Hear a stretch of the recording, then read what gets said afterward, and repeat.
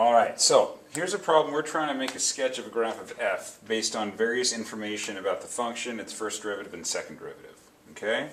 So just to make sure it's clear that you can read everything, sketch a graph of f from x equals 0 to x equals 2 given all of these characteristics of the graph of f. So f of 1 is equal to 0, f prime of x is less than 0 for values of x in between 0 and 1, f prime of x is greater than 0 for values of x in between 1 and 2, f prime of 1 does not exist, and f double prime is less than 0 for values of x between 0 and 1, and f double prime is greater than 0 for values of x between 1 and 2. So, now we don't want, several different graphs. We're going to make one graph that encompasses all of these characteristics. Okay? So, first thing, you don't by any means have to start from the beginning here, but I noticed first one, it says f of 1 is equal to 0. So, I think that's, might as well put that on this graph right here.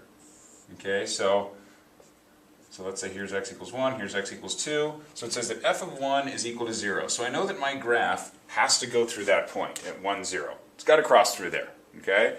So I might as well just go ahead and start with that on there right there. The next thing tells me f prime is less than 0 for x in between 0 and 1.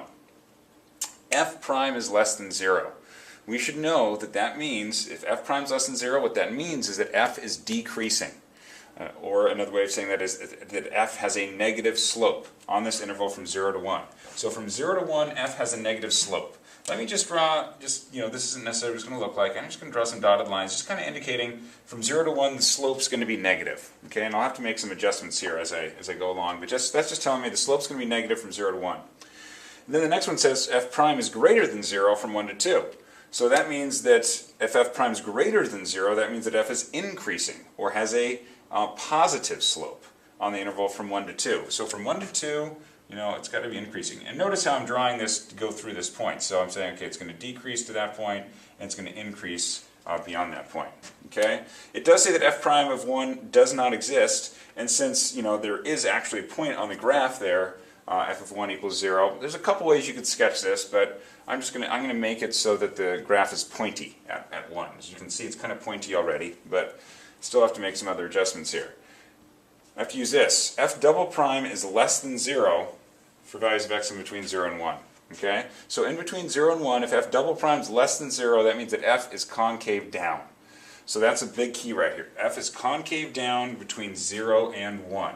Okay? So what I have to do is I just have to kind of bend this graph. Almost if I had like a little thing on here that I could grab and pull this graph, I could kind of make it so the graph still is decreasing, according to part B, and has a negative slope from 0 to 1, but is concave down. So the way I'm going to draw that here is like this. So, okay, so that's an example of a graph that is concave down, but is also decreasing. Okay, you can see it's downward facing, and it still has a negative slope. Last thing, f double prime of x is greater than 0 for values of x in between 1 and 2. Okay, so between 1 and 2, that means that if f double prime is greater than 0, that's telling me that f is concave up. Okay, so I've got to draw it still, so according to part C, my graph has to have a positive slope. It has to be increasing between 1 and 2, but it also has to be concave up. So I have to draw this so it's increasing and concave up, so it looks something like this. Okay, and notice how I went all the way through to x equals 2.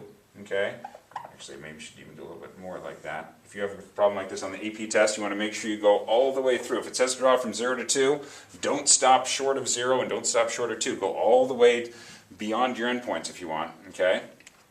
And this meets all the characteristics. From 0 to 1, the graph is decreasing, concave down. At x equals 1, the derivative is not defined. Okay? From 1 to 2, the graph's increasing and concave up. And the graph passes through the point 1, 0.